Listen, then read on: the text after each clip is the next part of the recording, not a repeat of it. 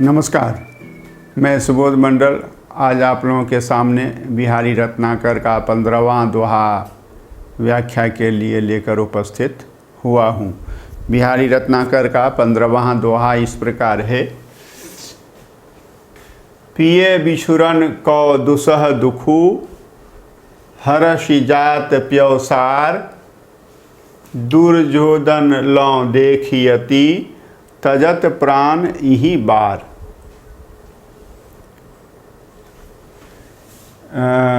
प्रिय मतलब प्रिय, प्रेमी, नायक, और बिछुरन मतलब विलगाव, अलगाव, जुदाई, दुसह मतलब दुसह, दुःसह्य,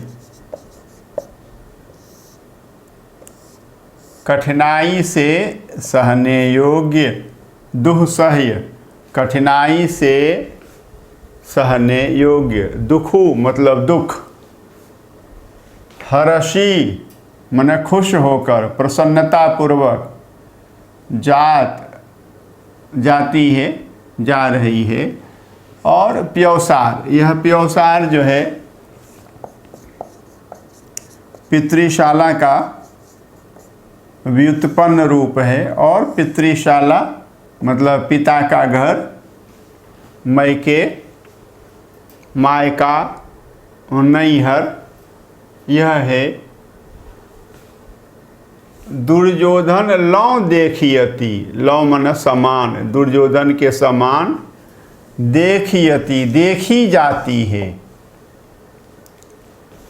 तजत त्यागते हुए, प्राण मतलब प्राण, जीवन त्यागते हुए, इही बार, इही बार मतलब, इही मतलब इस, और बार मतलब इस समय, इस दफा, इस दफे, इस बार, यह है।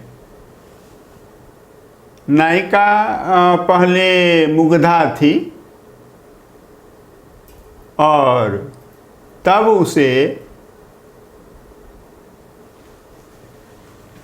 नैहर जाते समय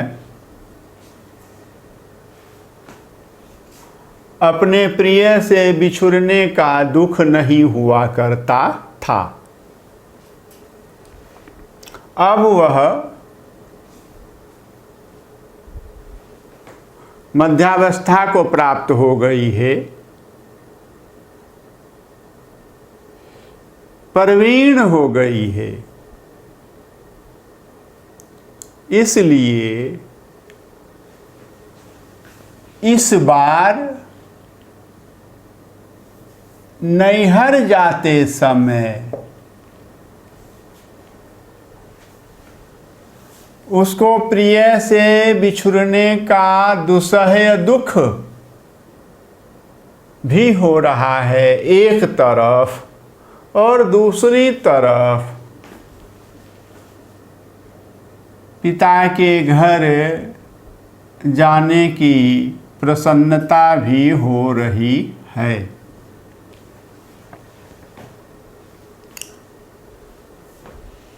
प्रिय से बिछुड़ने का दुसह दुख भी हो रहा है, और अपने मायके जाने की अत्यंत खुशी भी हो रही है, प्रसन्नता भी हो रही है। तो इस दुसह दुख और अति प्रसन्नता के बीच में उसकी जान जो है सांसत में पड़ गई है, उसके प्राण जो हैं संकट में पड़ गए हैं, और इस समय वह नायिका ऐसी दशा में दुर्योधन के समान देखी जाती है। दुर्योधन को यह अभिशाप मिला था कि जब एक ही समय में उसको प्रसन्नता भी होगी और दुख भी होगा, उसी समय उसके प्राण पखेरु उड़ जाएंगे। तो दुर्योधन की जैसी जो है नायिका की अवस्था स्थिति हो रही है। और इसी बात का वर्णन जो है एक सखी दूसरी सखी से कर रही है कि एक तरफ उसको जो है प्रिय से बिछुड़ने का दुस्सह दुख हो रहा है और दूसरी तरफ जो है पिता के घर जाने का अपार हर्ष भी हो रहा है। तो इस बार जो है उसके प्राण जो हैं दुर्योधन के समान प्राण तजते हुए अवस्था की देखी जाती है।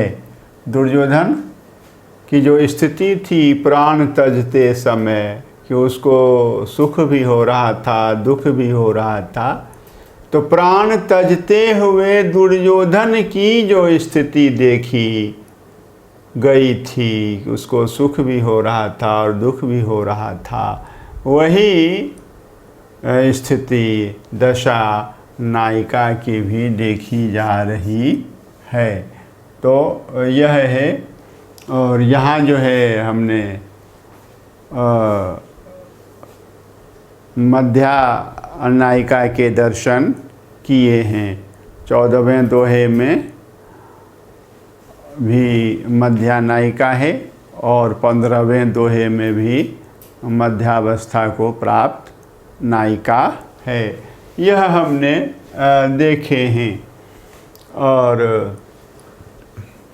दुस्सह दुख में दू का 2 बार उच्चारण हुआ है। दो की 2 बार आवृत्ति हुई है, इसीलिए यहाँ 6 का अनुप्रास अलंकार है। और यहाँ जो है द और ध का उच्चारण हुआ है और द का उच्चारण हुआ है। तो इस द और द में 6 का अनुप्रास अलंकार है। और ध्यान देंगे तो इस द ध न द और त और त यहाँ तक द ध न ल भी द त तो इन अक्षरों का ल सहित उच्चारण जो है दांत से ही होता है। इसीलिए यहाँ श्रुति अनुप्रास अलंकार है। यहाँ से यहाँ तक त द ल और न ध द इन अक्षरों का उच्चारण एक ही स्थान से दांत से होता है। ये दंती हैं, इसीलिए यहाँ श्रुति अनुप्रास अलंकार है। तो यह है। और सार बार में अंत्यानुप्रास अलंकार है या तुका अलंकार है बताया। और ये प ब का उच्चारण भी ओष्ठ से ही होता है, इसीलिए प ब में श्रुति अनुप्रास अलंकार है। तो यहाँ द में 6 का अनुप्रास अलंकार है। तो इस तरह से हम अलंकारों को देख सकते हैं। और किस प्रकार की नायिका है, यह दोहा भी श्रृंगार का और प्रेम का दोहा है। और नायिका की जो प्रिय से बिछुड़ रही है और मैके जा रही है, उसकी कठिन अवस्था का दशा का वर्णन जो है सखी दूसरी सखी से करती है। बहुत बहुत धन्यवाद।